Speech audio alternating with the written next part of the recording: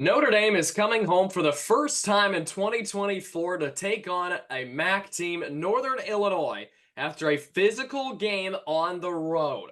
Will the Irish have a letdown? We talk about it on the other side of this break. By Samardzija, inside the 20, inside the 10, he's going in! Notre Dame has scored! Go! You will be that driving force to motivate those coaches and those players to beat Southern Cal. Notre Dame is relevant again. The 20, the 10, 5-5 rocket touchdown. Notre Dame is number one. It's a game of who's going to flinch first. We know that it won't be Notre Dame.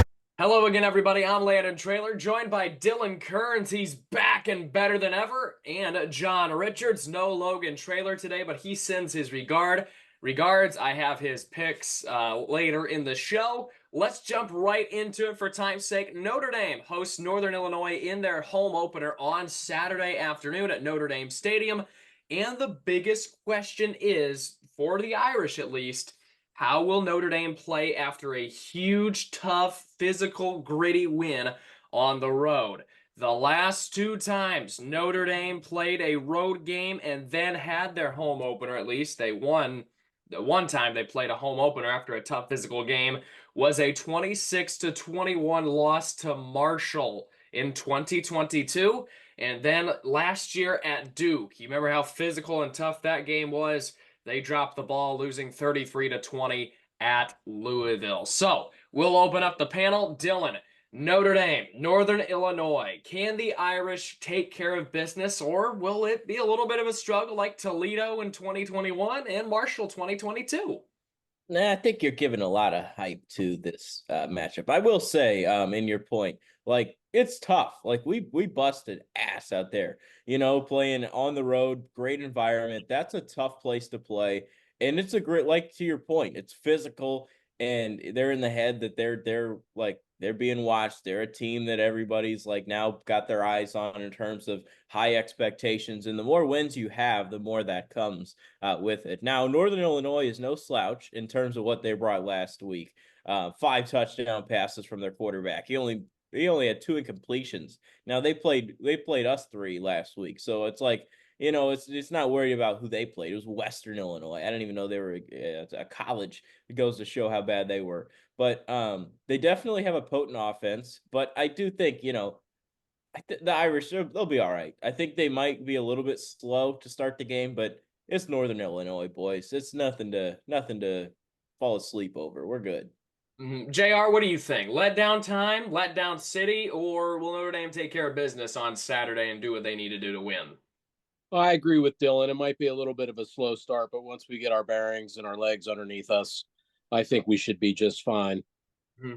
Yeah, I'm thinking the same ways. It might be a little bit of a slow start, kind of like Central Michigan last year, or even a Ball State type of game in 2018, but I think we will run away with it in the end. Northern Illinois, after all. NIU beat Western Illinois, as Dylan mentioned, 54-14 at home on Saturday.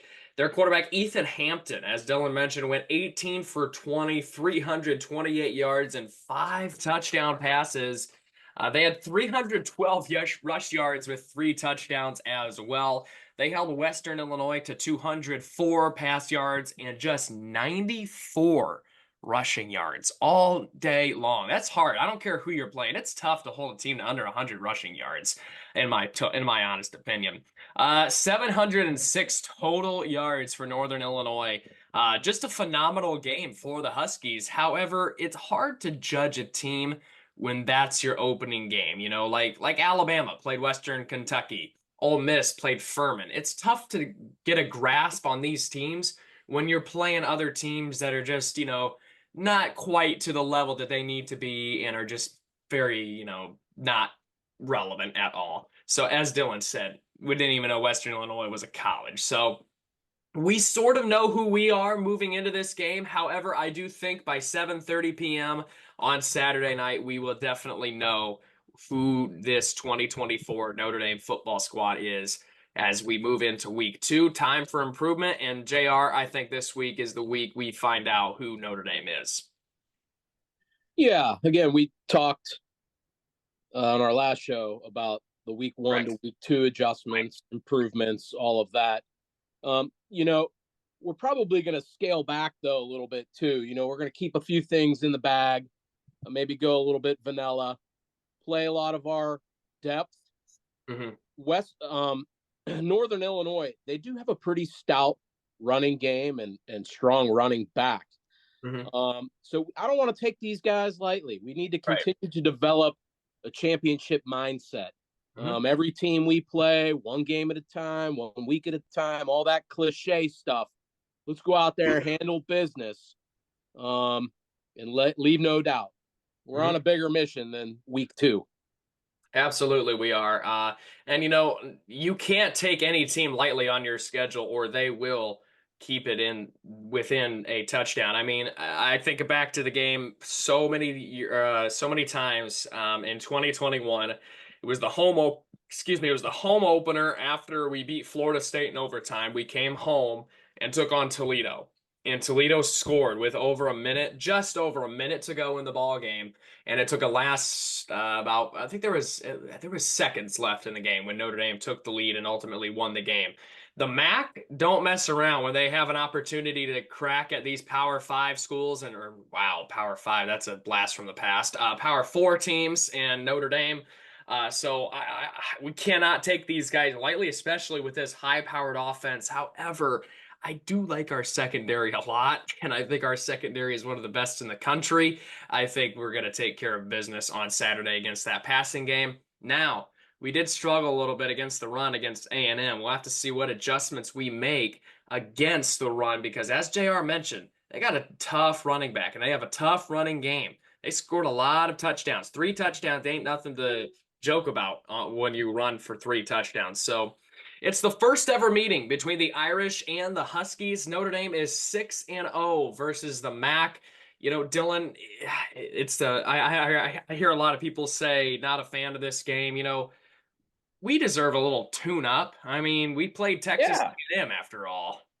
I mean, all these schools. Notre Dame doesn't play anybody. Oh, you beat Akron week 1. Oh, you beat like the School of the Blind. Come on, what are we doing here? You know, there we get ours. Come on, it's still early in the year. We went to freaking Ireland last year. I know it's Navy, but we went to Ireland last year. Like, we don't mess around when it comes to week 1. And that's the one thing I love about Notre Dame football, man. We're at Texas. We're at Florida State. We're at Louisville, man. Like, we play these ball games and we don't care. Like, this is Irish football. This is our brand. And we're coming out there, we're gonna hit you in the face or get our ass kicked. But either way, we're gonna give you a shot week 1.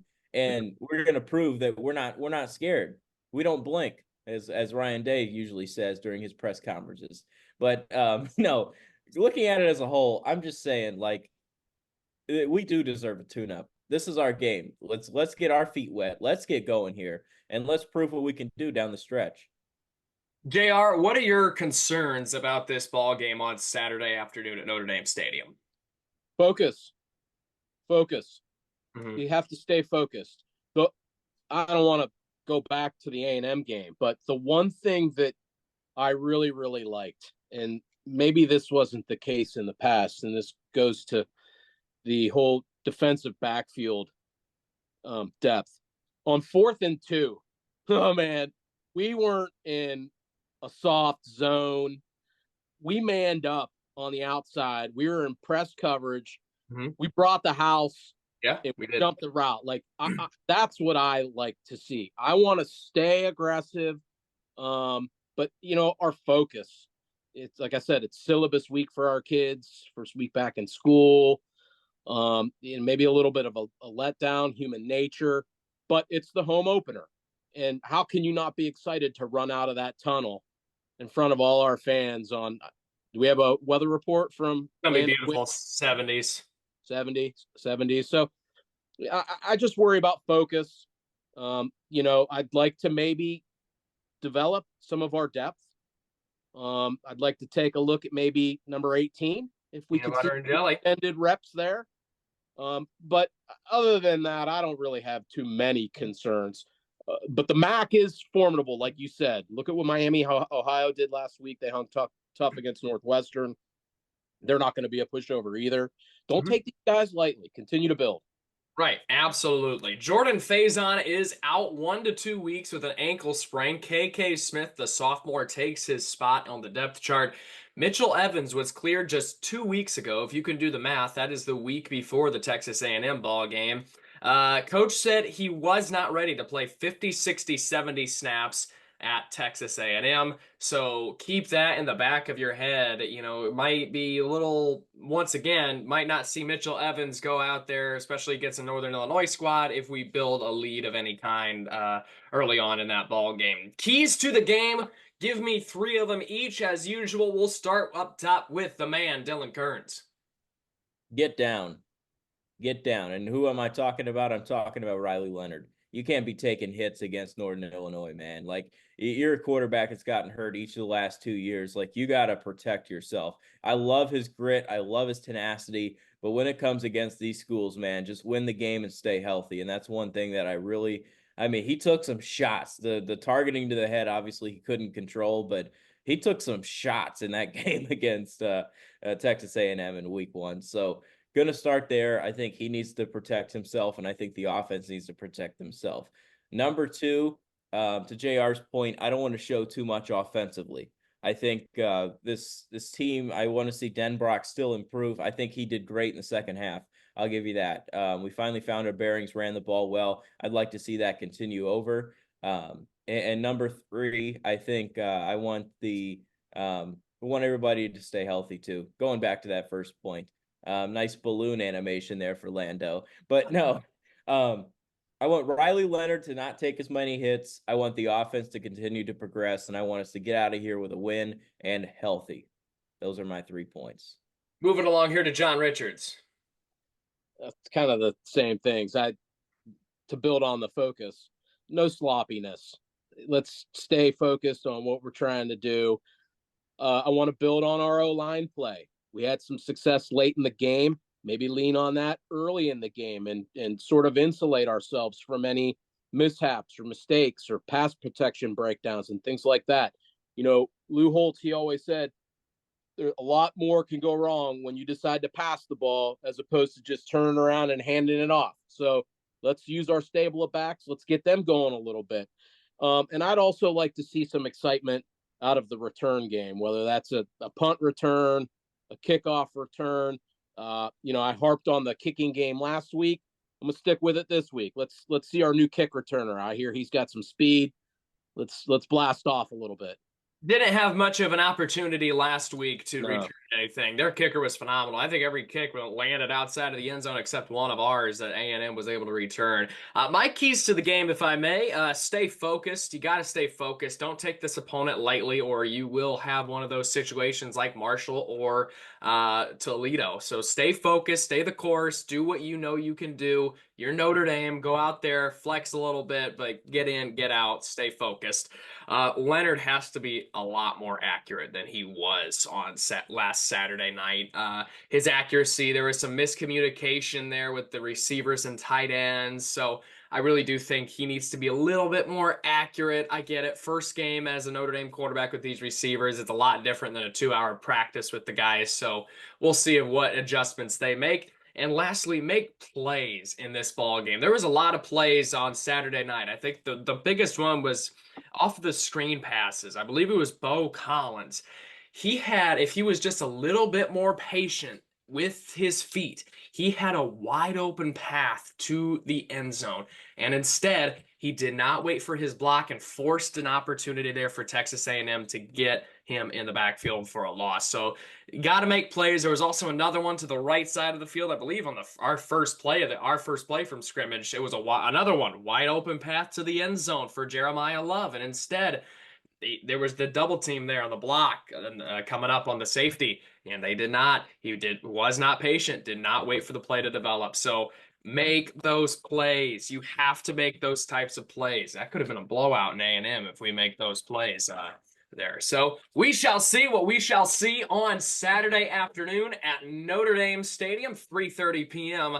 on NBC. We'll move along here to our week 2 picks. Our week 1 winner, JR, went 22-2, had a little bit of a letdown in the last 2 games of the week. LSU loses to our rival USC in a thrilling Sunday night matchup, 27-20 in Las Vegas. And last night, the Florida State Seminoles falling 28-13 against Boston College in Doak Campbell Stadium. They're free shoe U for a reason. Maybe instead of harping and whining and moaning about not being in the college football playoff, they should have been focused on 2024. So, Logan and Dylan finished in second place with a record of 21-3. And I finished last place with 20-4. Not the worst record in the world, 20-4. So, with that being said, it is time for week 2. I have Logan's pick since he is not here, but wants to stay in the hunt like Dylan. So, our prison inmate game of the week is the Duke Blue Devils at the Northwestern Wildcats, 9 p.m. on Friday night on Fox Sport 1, the Battle of the Nerds. How are we going here? What's the order? Oh, I'm sorry. We'll move you, Dylan, myself. This is the battle of the hazers, Duke and Northwestern. Yes. This is the prison inmate game. I don't really know much about it, either of these schools. That new Northwestern coach, he did seem to settle the seas, so to speak, over there. And Right. finished out fairly strong last year. Nice win against Miami of Ohio at home.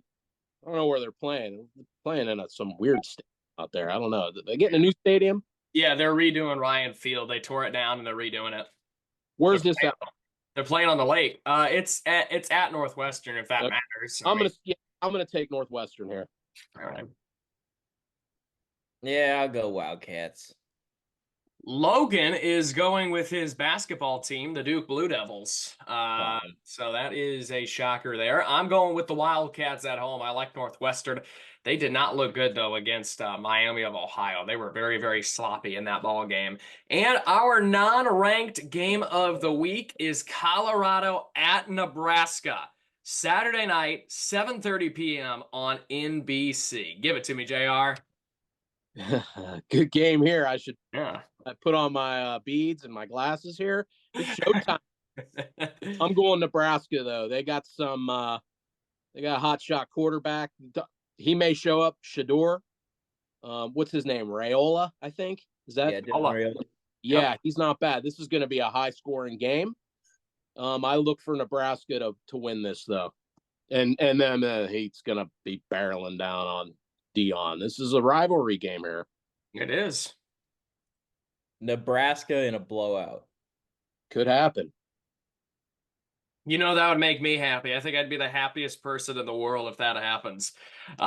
Give me Nebraska to win this game at home. That place is going to be rocking, I'll tell you that. They have a lot of anger built up from last year's game on the road at Colorado. Give me Nebraska. I think it's close, though. I really do think it's close. Logan is rolling with the Huskers as well, so keep that in mind. That might not be too good for our little college game day board that we have. So moving along here, we are doing this at 10 a.m. on Tuesday, September 3rd. So the AP poll has not released yet after the week 1. So that's why there is no rankings next to these games that I am about to say. But moving forward, since there's no Monday night games anymore, we should be able to have our AP poll updated as they are released on Monday. That being said, BYU at SMU Friday night on ESPN, 7 p.m. BYU at SMU. Brigham Young against the Pony Express. Huh. I'm going to go SMU here on a Friday night. Yeah, I'm going to go with the horses over Michael Jackson.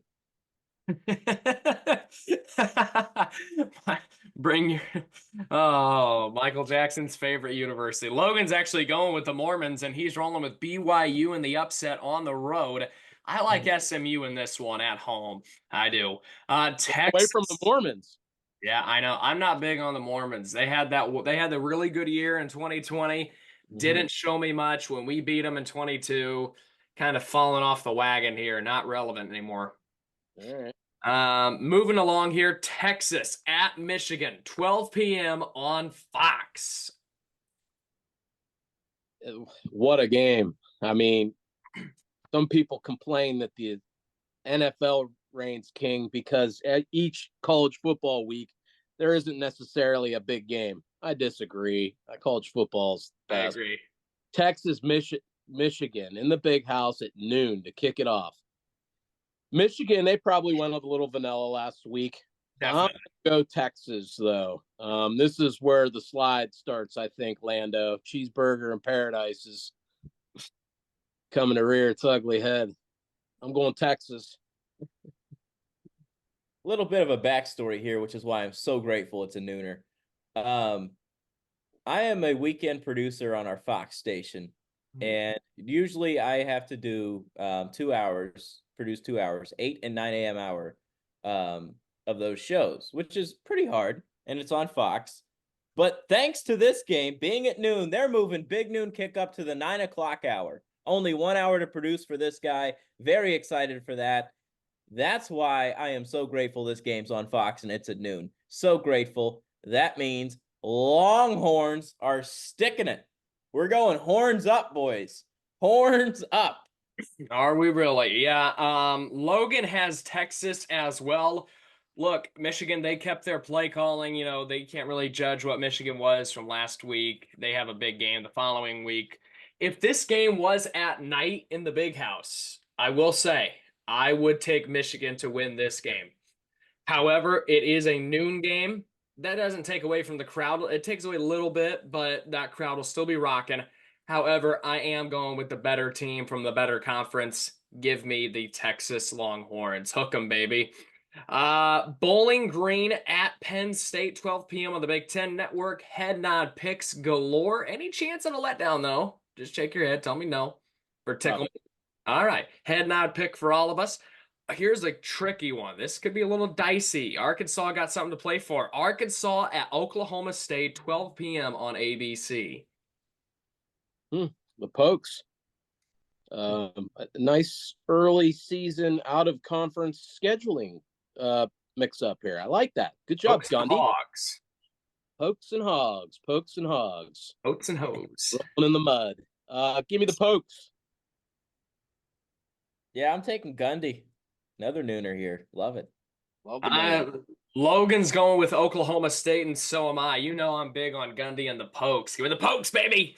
Another Big 12er. Kansas State at Tulane, 12 p.m. on ESPN. All right, we're picking up steam here. I'll go K-State. Dangerous game, though, maybe. Yeah, on the road. I'm going to take the Green Wave. Dylan's perhaps upset of the week here. Logan is rolling with Kansas State, and so am I. Give me the Purple Wildcats to win this one on the road. Tulane, they had that wonderful season a few years ago. Still holding on to some things, but I just think Kansas State's the better team at the end of the day. An old Big East rivalry, Pitt at Cincinnati at noon on ESPN2. Pitt put up some points last week against Kent Reed, Kent Wright, Kent State. Cincy slipping off a little bit. Give me Pitt on the road. I don't know. Give me Pitt. I'm going to take Pitt. Might be wrong here. I will go with the Bearcats. I think Cincinnati wins. At home, I get it. Nippert Stadium, that place can get a little bit loud, especially for a nooner. Logan is rolling with Cincinnati as well.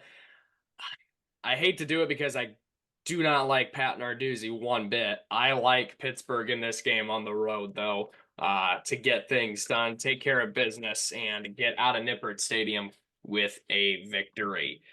Georgia Tech at Syracuse, 12 p.m. on the ACC network. Excuse me. If you look at the current state of the ACC, Syracuse, Georgia Tech, BC, they might be Louisville. They might be real players in the ACC this year. We're probably going to see a new champ. Syracuse, they got McCord. They look decent in week 1.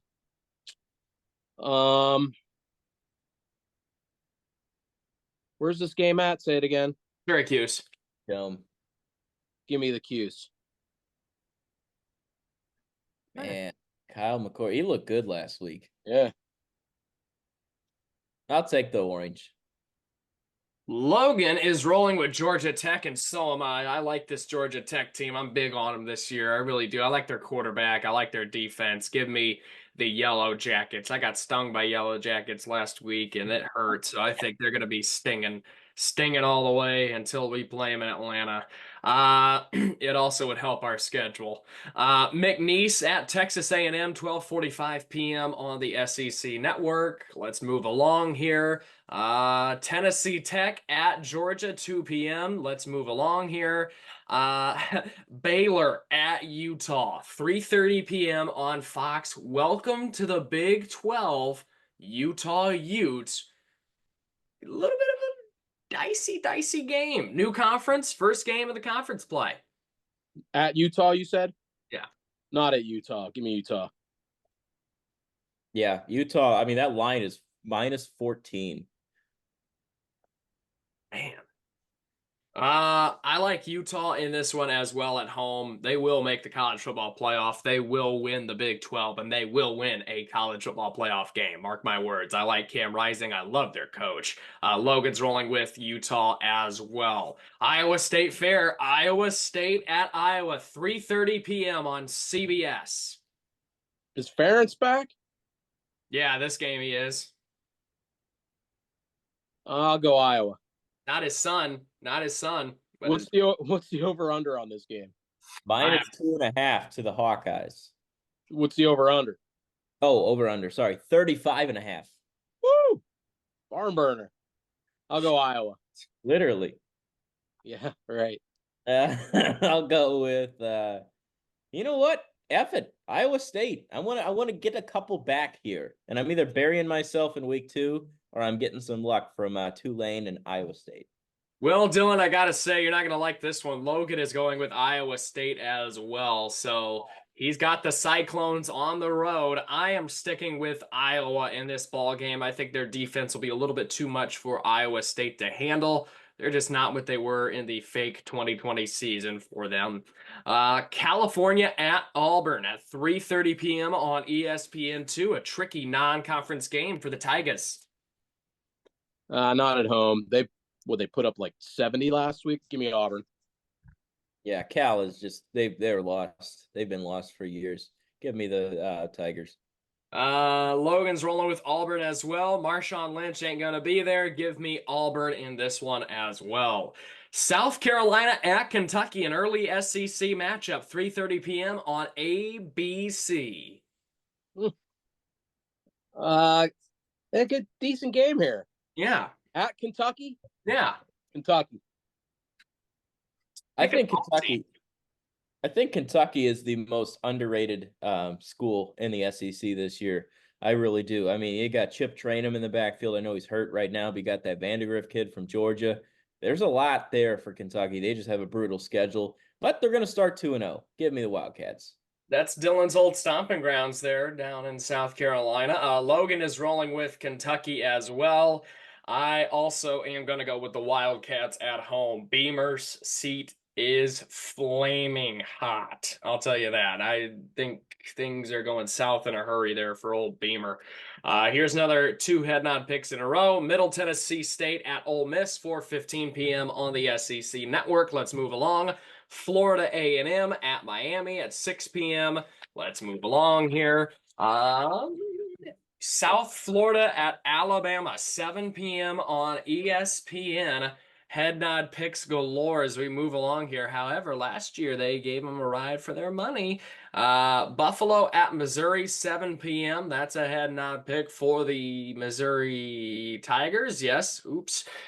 Kansas at Illinois, 7 p.m. on FS1. A decent game here. Kansas at Illinois.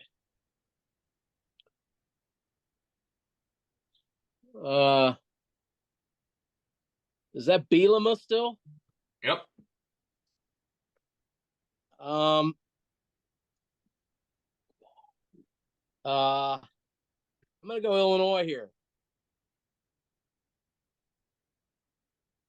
Might get burned on this one. Jayhawks. Logan is going with Illinois as well. I am as well. This Kansas team is overrated. I can't begin to. I don't know why they're ranked for some reason, for some unknown reason. This team is ranked. I don't know. Give me the Illini, Fighting Illini, just like basketball. Oops, yeah, I said it.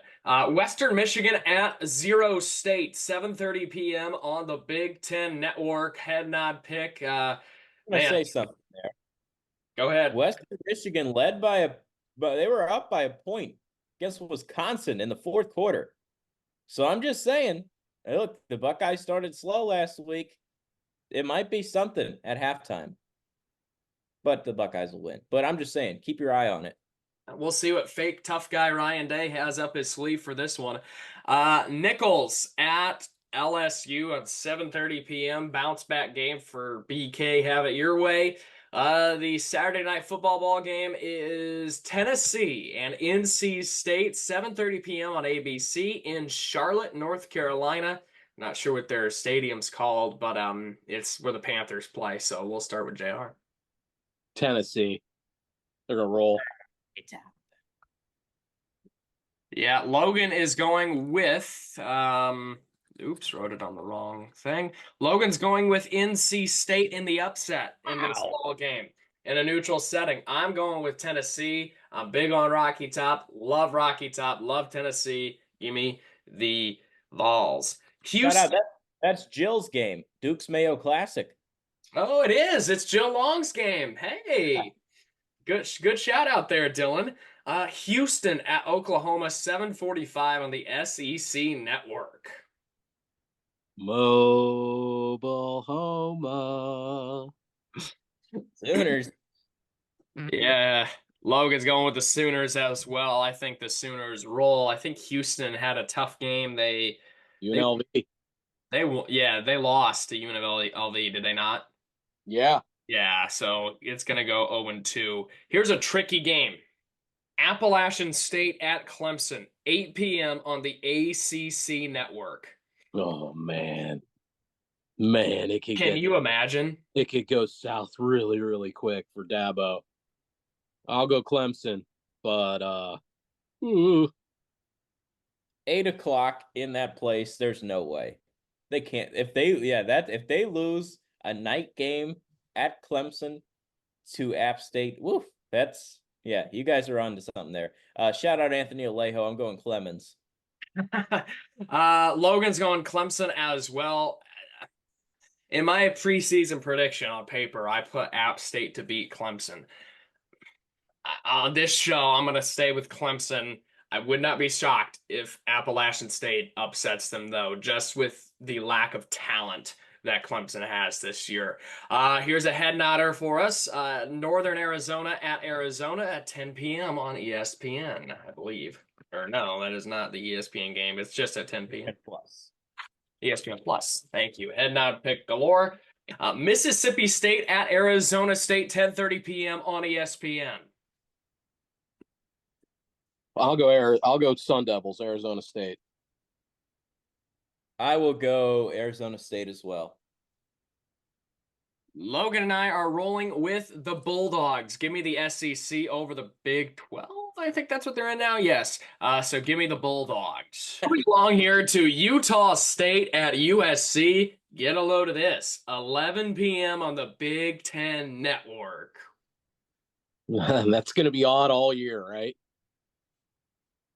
Trojan man. Boy, I'm telling you, this is a dangerous Lincoln Riley USC team. This is where he does his best. That guy looked good. The LSU quarterback's good. I don't know how they lost that game, but leave it up to. Actually, I do know how they lost that game. USC here. Give me Trojan man. Very impressive performance. I saw it for myself on the EA video game, but that Branch kid is fast as life, and he is a playmaker. Holy Toledo. I'm going to be worried when we see him towards the end of the year. That being said, I mean, that was a very impressive performance by Southern California. So I'm going to take the rubbers here big.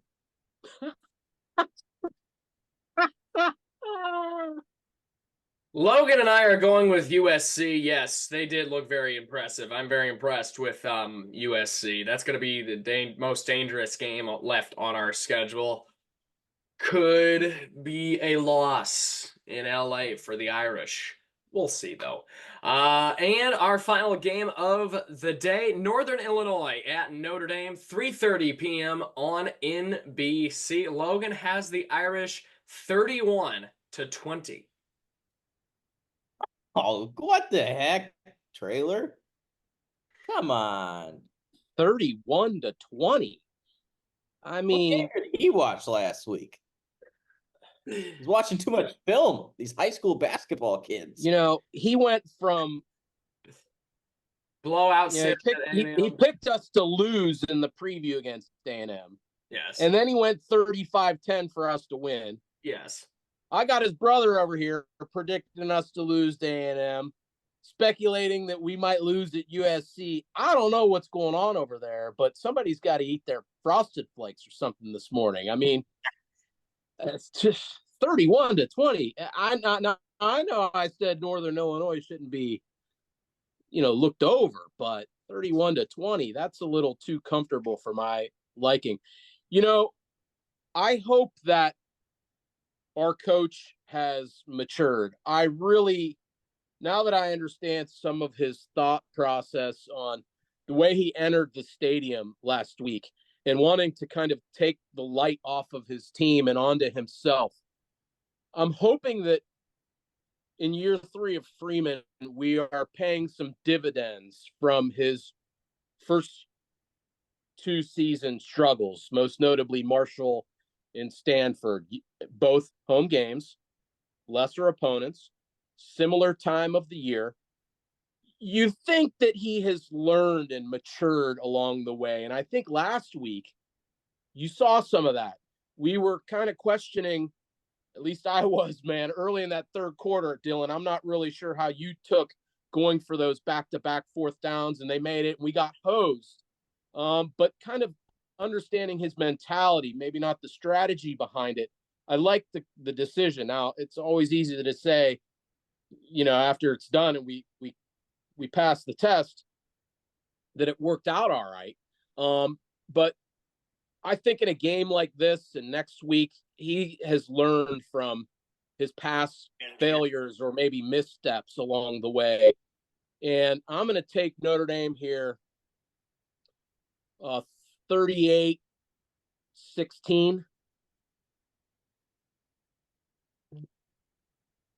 38-16. Oh, you dog. I was literally thinking 38-13 before you opened your mouth. I don't care. I'm going to go back there. 38-13. I almost landed on 13, and then I thought, they're a little bit more potent than that. Let's give them a little break. But I was thinking 17 originally, but I thought, we did a great job last week of bending but not breaking defensively. And I think that's another thing. We were elite. They got down 4th and goal. Like we got them like in goal to go spots, and we shoved them in their mouth multiple times. So I think that's something to keep an eye on. I think we were pretty solid. I think they will move the ball, but we're not going to give up a bunch of scores. I think they'll score a touchdown, kick a few field goals. Maybe they'll miss one because it's Northern Illinois. But at the end of the day, the Irish will win this game 38-13. Get the subs in there and start singing Notre Dame, Our Mother. Yes, I agree with both of you. I think us three think alike in this ball game because I have the Irish winning at 42-13 in this ball game. I think the offense gets in, gets out, subs in, peanut butter and jelly time, maybe even the third stringer at the 4th quarter. Northern Illinois, I think it's going to be a little test at the first quarter. I think Northern Illinois, that's when they score their touchdown. their lonesome touchdown. If you do the math, 13 points, that's 1 touchdown or 2, and they missed an extra point or something. I do think they just scored 1 touchdown.